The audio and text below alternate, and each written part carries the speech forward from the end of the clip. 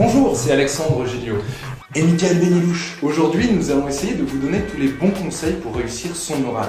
L'oral, c'est un exercice qui ne s'improvise pas, c'est un exercice qui est essentiel, qui peut rapporter gros et qui est tout aussi important sur la forme que sur le fond. Et on ne va pas se le cacher, quelle que soit votre profession, vous devrez être à l'aise à l'oral. Et oui. Le look.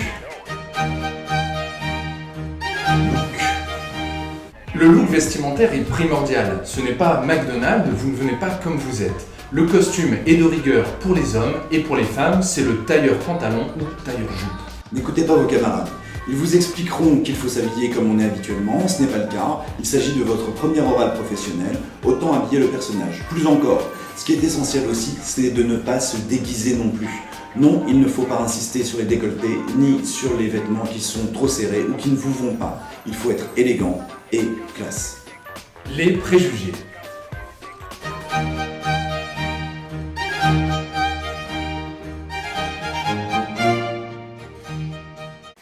Beaucoup de rumeurs circulent sur les professeurs. Un tel est méchant, l'autre est cool, l'autre va vous faire pleurer, l'autre va vous poser des questions venues de l'espace. Le professeur n'est pas là pour vous descendre. Au contraire, il va vous tendre des perches. Son exercice consiste pour lui à essayer de faire en sorte que l'étudiant a bien compris son cours et qu'il est capable de bien le retranscrire. Il y aura toujours l'exception qui confirme la règle. Mais en général, tout se passe pour le mieux. N'écoutez pas les élèves qui vous diront « Oui, le prof m'a descendu » ou « Le prof est super sympa ». Ce qu'il faut savoir, c'est qu'un prof qui fait passer des oraux plutôt que de faire passer des écrits, lui a choisi ce mode de contrôle des connaissances. Il décide de passer plus de temps pour évaluer les étudiants. Les révisions dans le couloir.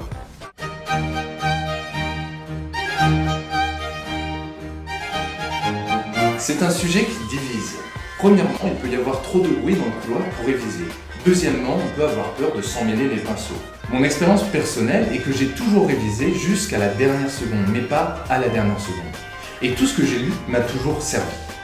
De ce point de vue-là, on peut dégager deux catégories d'étudiants. La première catégorie d'étudiants sont des étudiants qui sont extrêmement stressés. L'attente dans le couloir doit être minimisée. Ils doivent s'efforcer de venir tôt et de passer en premier. Pour les autres, par contre, l'attente peut être un moment de révision, de travail collectif et de prise de renseignements. Bref, le seul conseil qu'on peut vous donner, c'est qu'il n'y a pas réellement de bonne méthode. Si vous voulez réviser, allez-y, ou si vous voulez discuter avec vos collègues, allez-y. Attention toutefois, vos collègues peuvent vous induire en erreur avant le moment fatidique. Que vous soyez boule caisse, lecture, révision de dernière minute ou encore si vous êtes porteur de café pour l'ensemble de la promotion, quoi qu'il en soit, respectez également autrui et la tranquillité d'autrui. Ne faites pas trop de bruit, ne dérangez pas ceux qui sont en train de réviser et de travailler. Gérer son stress.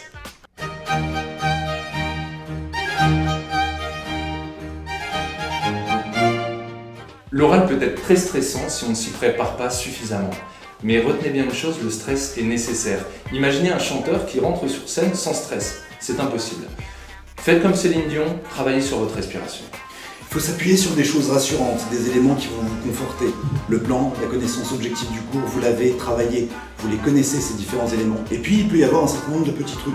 Pour ma part, j'avais un truc, lorsque je passais devant un enseignant qui me faisait particulièrement peur, je m'imaginais en quels sont. Moi, personnellement, j'avais la photo de ma mère dans mon portefeuille.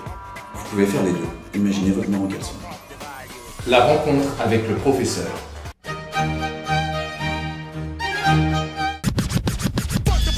Ces conseils peuvent paraître simples, mais ils sont primordiaux. Premièrement, vous posez votre voix, vous dites bien « Bonjour monsieur », C'est un homme, bonjour madame, c'est une femme. vous gardez votre sourire, et quoi que l'on en dise, ces choses-là font partie de l'oral. Il faut se laisser guider par l'enseignant. Il va vous inviter à entrer, vous devez entrer avec bien évidemment un stylo et également votre carte d'étudiant, vous émargez, vous tirez le sujet au sort, il va vous inviter à vous asseoir et à commencer à préparer votre oral.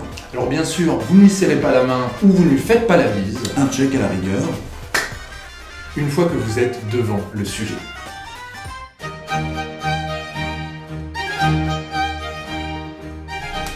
Lancer de main. Yes. Vous n'allez pas choisir votre sujet, c'est un tirage au sort. Comme la Champions League, ne négociez pas votre sujet. Certains profs proposent de tirer un deuxième sujet, mais la note sera divisée par deux. Mon conseil, c'est de ne pas tout miser sur une partie du cours et surtout de ne pas faire d'impasse. Assister au cours permet de savoir ce qu'a traité le prof. Plus encore, cela peut permettre aussi de voir les discordances entre ce qu'il dit et ce que vous trouvez dans un manuel. Une fois devant votre feuille, vous faites deux parties. Vous essayez de trouver des beaux noms de titres Bien sexy. et vous y incorporez les éléments du cours pertinents. S'agissant de l'introduction, utilisez un système de mots-clés et faites une introduction en entonnoir, du plus général au plus particulier. Quelques tirets simplement pour vous guider par la suite dans le passage de l'oral. La réelle difficulté est de préparer pendant que quelqu'un parle. Cela peut être vraiment déstabilisant. Alors vous sortez les boules caisses et là il n'y aura plus aucun bruit. Quand vous passez devant le prof,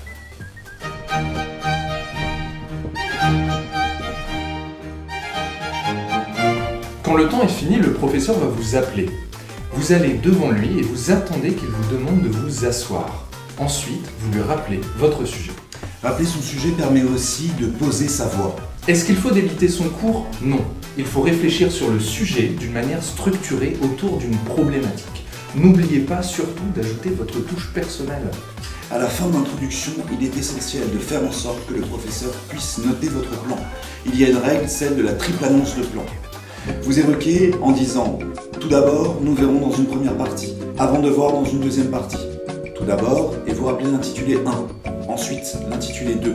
Et puis vous reprenez l'intitulé 1. De la sorte, à la fin des épreuves, le professeur se souviendra que tel étudiant est passé, qu'il avait un plan, qu'il était donc structuré et qu'il était rigoureux.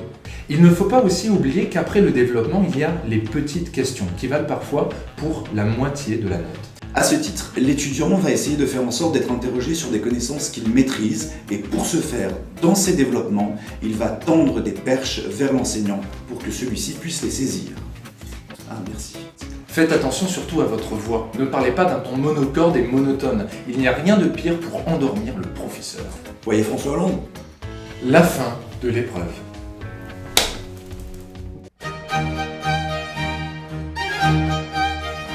À la fin de votre prestation, certains profs vont sourire et vont émettre une appréciation globale sur votre travail.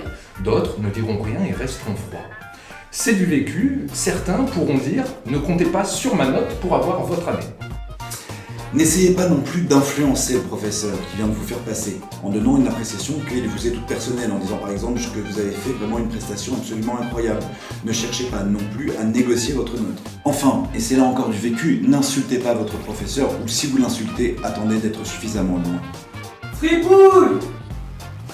Surtout, gardez le sourire, remerciez le professeur en partant. Il ne sert à rien de pleurer, voire de saigner ou même de vomir. Même si votre prestation était moyenne, voire même nulle, ne rentrez jamais dans le professeur. Vous éviterez ainsi de perdre des points bêtement. Voici les conseils proposés par Réseau Droit Amiens. en collaboration avec Michael Bénier. Il s'agit de conseils qui ne sont pas des conseils exhaustifs. Il existe des spécificités matière par matière et également d'examinateur en examinateur. Alors si vous avez aimé, n'hésitez pas à réagir, n'hésitez pas non plus à liker la page Facebook. Réseau Droit Amiens. Et à vous abonner à la chaîne YouTube de Michael Bénier. Et moi justement, je voulais rajouter quelque chose à l'oral, justement.